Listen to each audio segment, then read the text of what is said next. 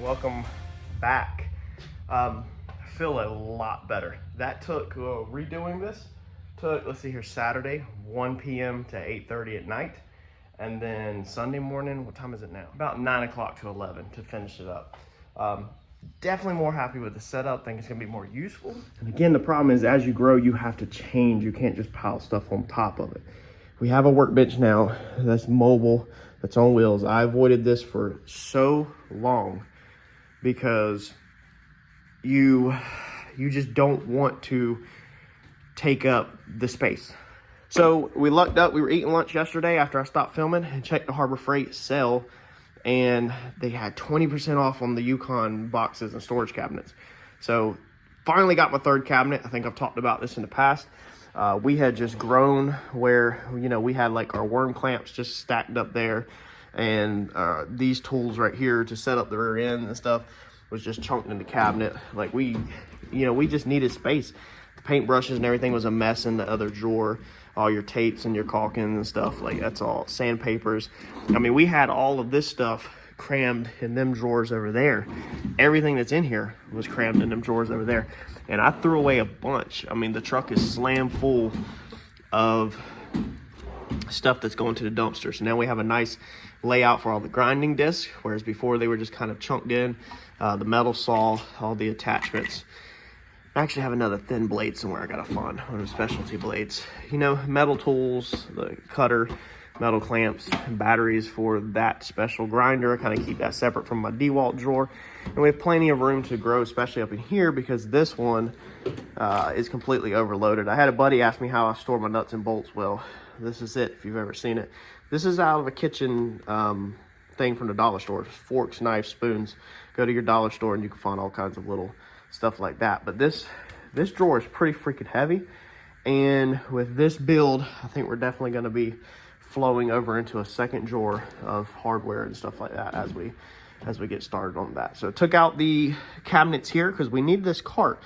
Now that we're doing metal work, you need something that you can put all of this metal in, all your little cutoff pieces. So like we haven't thrown away any of this stuff because this is all factory metal, matches the same thickness and everything. So if we have to patch a little piece somewhere, especially when we start working around the wheel arches and stuff, we might just use, the original metal. And then we got a box for cutoffs and just odds and ends. So you got to think about, if you're setting your home garage up, dude, you got to have somewhere for, little metal cutoffs. I mean, you don't want to throw all this stuff away. I mean, that's a good standoff right there.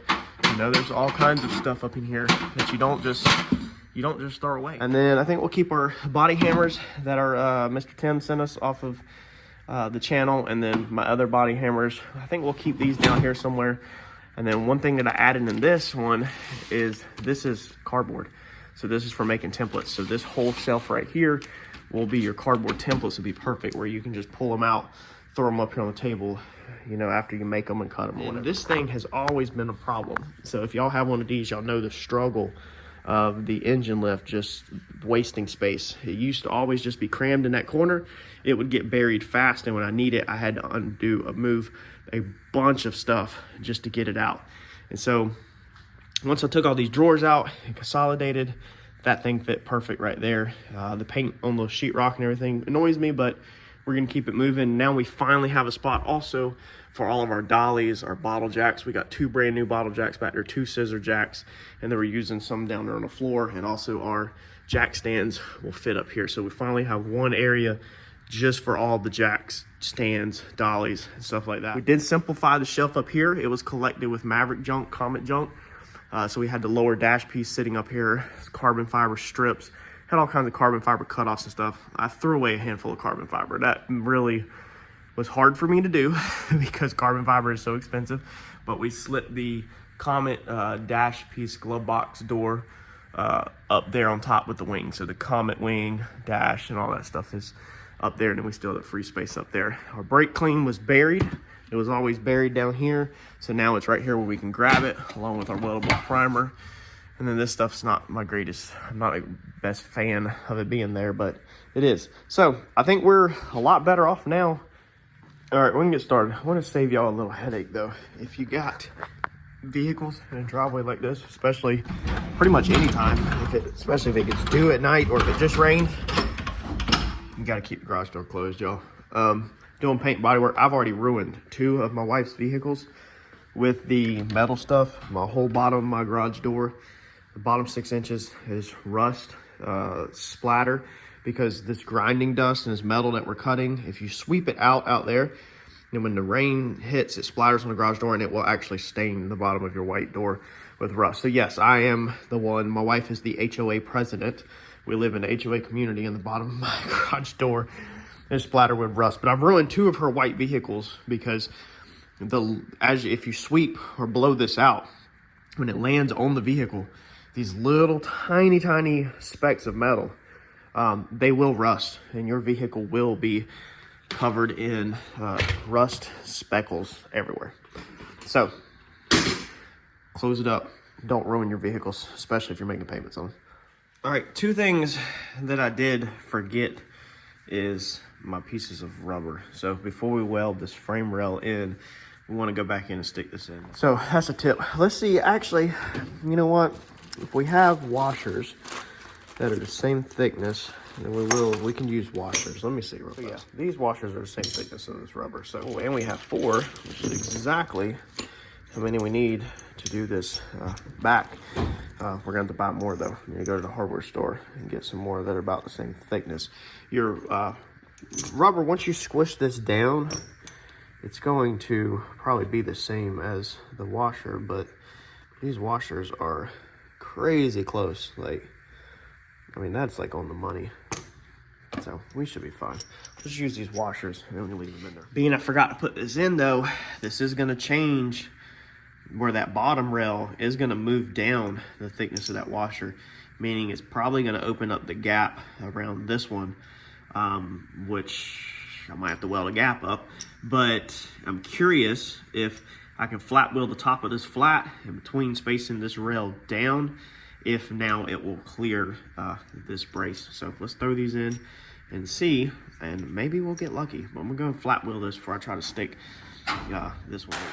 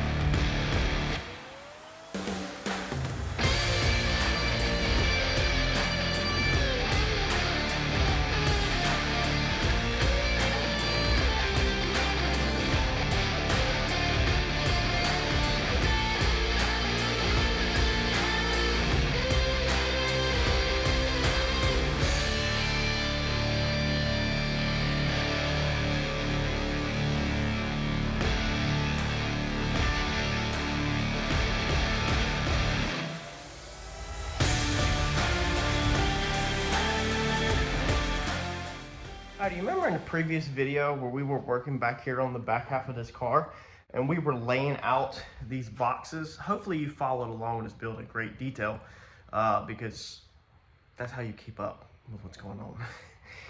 So we had one side that was either a quarter or a half an inch off than the other side, and we were really struggling with getting them symmetrical because we have found out that the down bar was a little different.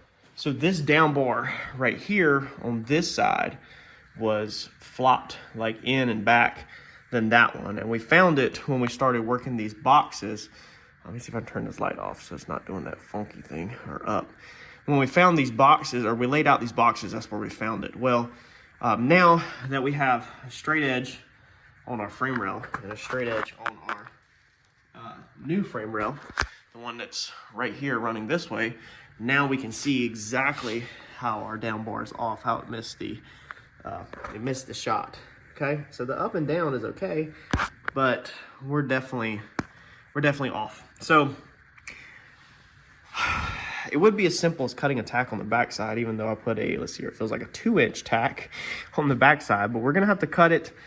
The hard part is that this is also tied into locating the bottom.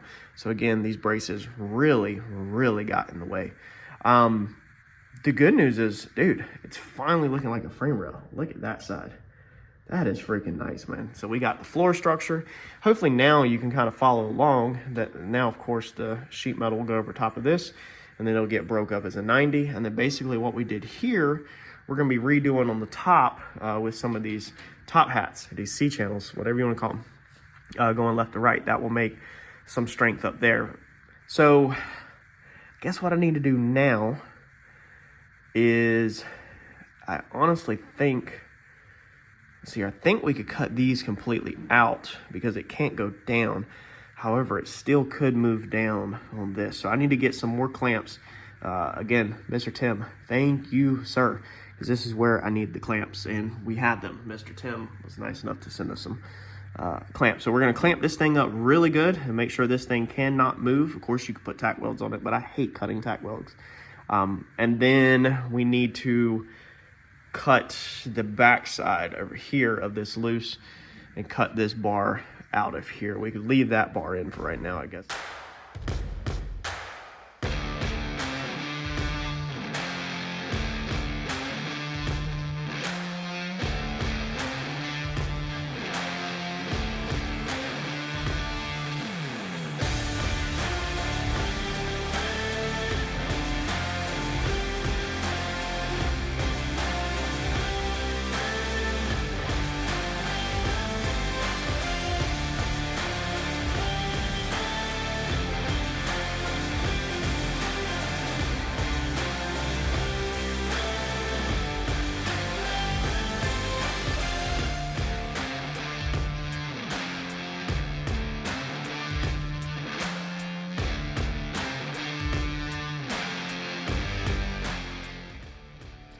All right, so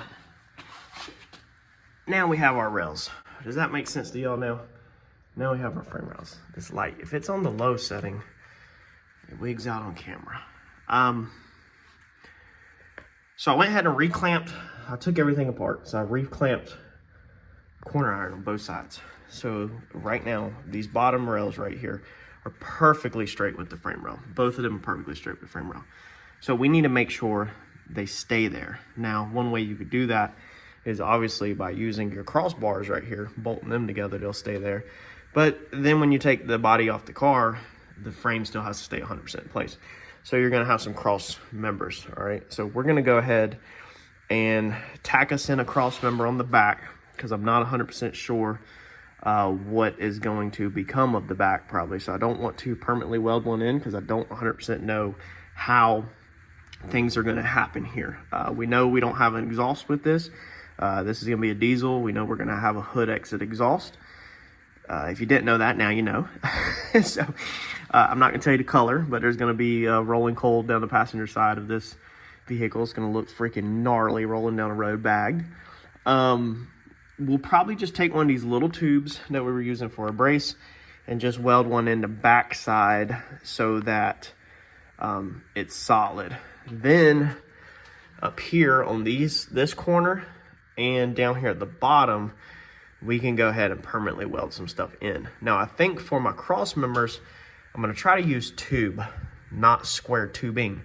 I'm gonna try to use round tube, round stock, because I don't really like the way the box tubing looks. It looks extremely outdated, and overall it's just not that pleasant. Whenever we take the frame off and we cap these ends, I like to curve the end of the bottom fat frame rails. I definitely do that with a plasma cutter. Cap them, and you know, just to make them not look so boxy. Along with, I really would like to go ahead, which we will probably, maybe, and 45 these top ones, possibly. That might make it actually harder for some of our work. We 45 the front ones, but we did need that clearance because of the seat. So we'll see. But we need to get some cross members in here so that this thing won't move around. And then we probably need to figure out X bracing back here in the back. Probably gonna need to talk to Mike on that. I would probably just X brace the top, but no, we can't do that because there's a lot of stuff going in there. We need to go ahead and get the airbag mounts tacked in there also, so that we can figure out where exactly we have clearance. Gotta see if I got enough round stock to do this back corner, but let's at least get some temporary bracing in. One very far back to keep this spread correct. And then while it's clamped in, we'll probably go ahead and 100% weld these rails in so they can't move, because them things are done.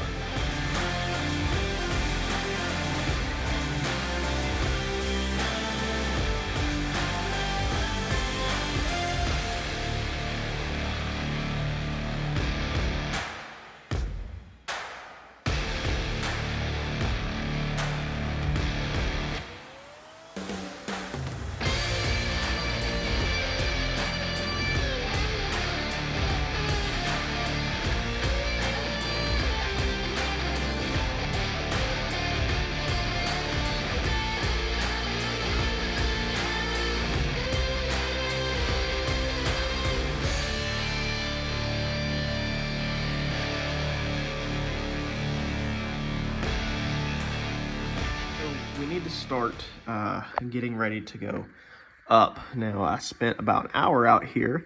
Me and Harper just hanging out, brainstorming the fuel cell, the gas cap. There's a lot to think about at this point, so you can't just go gun-ho of building away, or you'll end up exactly like I did with the Comet, of trying to fit things into places. And we're trying to avoid every single mistake we made with the Comet. Even though the Comet turned out an extremely nice car, I was locked in a lot of ways that I wasn't able to build it like I wanted.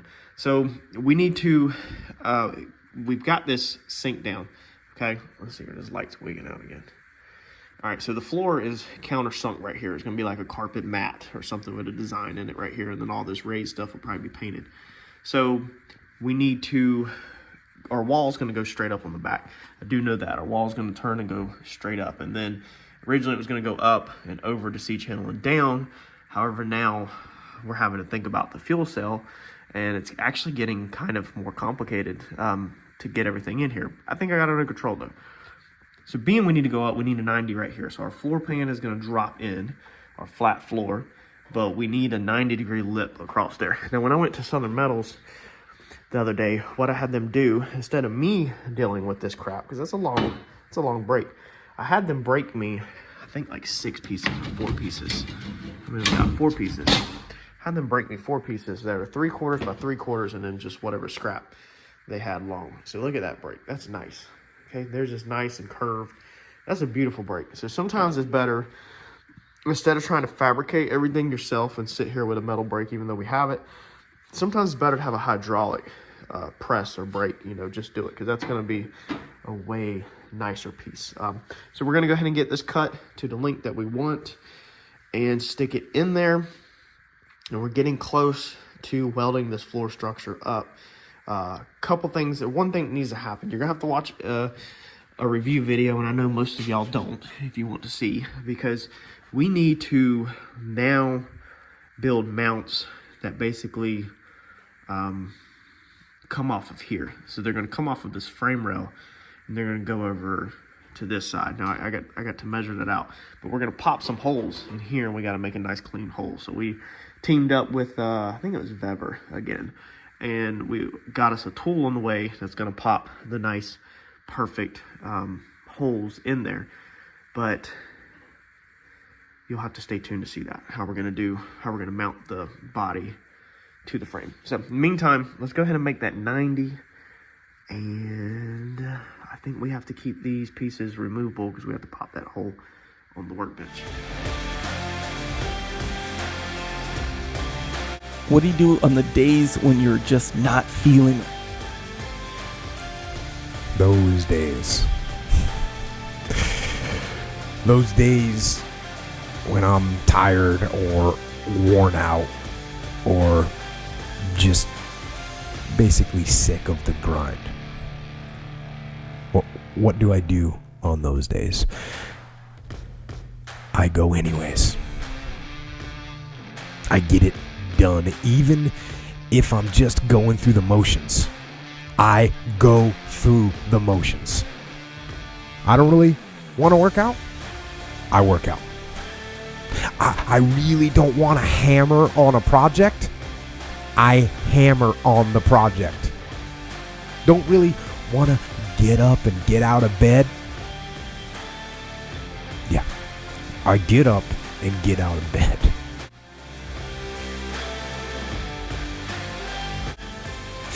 Now, these could be signals that you need some time off. And those signals might be right. They could be correct. But don't take today off. Not today. Wait until tomorrow. Don't give in to the immediate gratification that is whispering in your ear. Shut that down. Do not listen to that little voice. Instead, go through the motions. Lift the weights. Sprint the hill. Work on the project. Get out of bed. Now, as an overall rule, I do not like procrastination. You need to get things done. But if you are going to rest, that is one thing that you should procrastinate on. That's the one thing I want you to put off until tomorrow. And if, when tomorrow comes, you still feel like you need to rest or you need to take a break, then okay. Take it. But the chances are you won't. You won't need that rest. Chances are you will realize that the desire to rest was just weakness. It was just the desire to take the path of least resistance, the downhill path, the easy path. And by simply going through the motions, you overcame that path. And you stayed on the righteous path, the disciplined path. You stayed on the war path.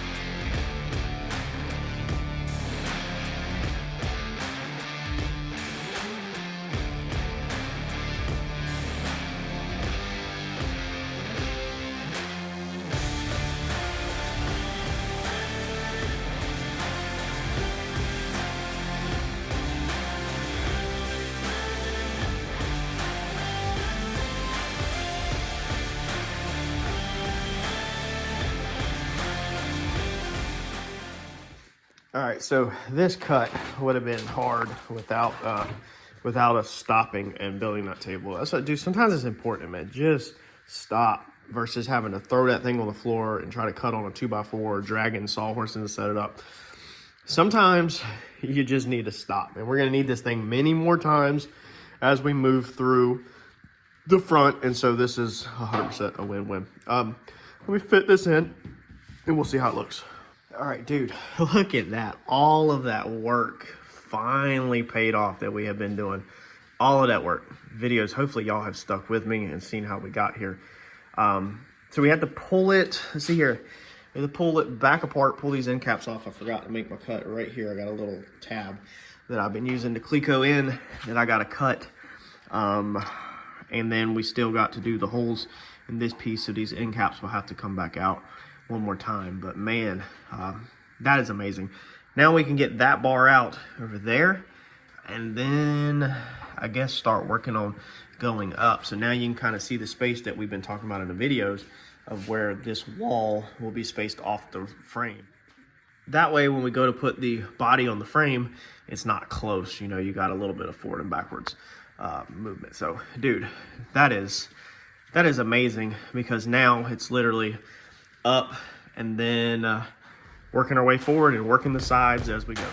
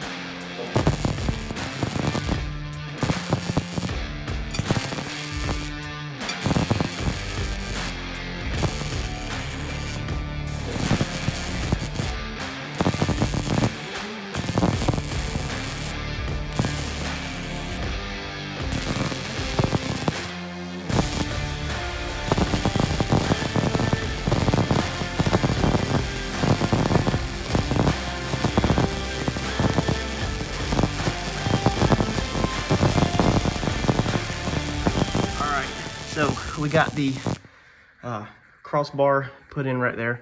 Put the wheel back on just so y'all can kind of see where everything's at. I'm happy. I'm happy with our progress. Now all we got to do is next time we're out here, start going up and over along with boxing in the ends. It's probably getting pretty close to time to box in that side, but we got to get these holes done and all that. So please, when you see the review video for the tool coming up from Vever, check it out, because we're actually going to make progress. We're not going to just do the review. We're going to make progress on doing that. And this tool is something Uncle Mike showed me. He has an old school manual one, but we got a hydraulic one on the way. And this thing is going to do amazing for holes like that, your firewall, pass-throughs, all that kind of stuff, so you don't have to use a hole saw. That's where the tire falls at. So let's see here. The box, I think it's okay. Let's see here. Mike kind of wanted it a little bit farther away from there. I might call him over this week and see what he thinks. And if he wants, we might have to cut this and break this at a 45 or something. I kind of wanted to keep it like that. When it gets bagged, it sucks the tire forward. When it lifts up, it pushes the tire backwards. So it is going to push the tire backwards a little bit, but as you can see, it should clear perfectly fine. It should be really close, but it should clear. But we might have to roll that at a 45 or something, and we'll figure that out when the time comes. But dude, that is freaking amazing. Y'all let me know in the comment section, what do you think now that we have a floor in there and now that we're about to start going up and over? Give me some feedback, y'all. I haven't really heard much from y'all. Y'all been quiet. Let me know what you think. Thanks, y'all.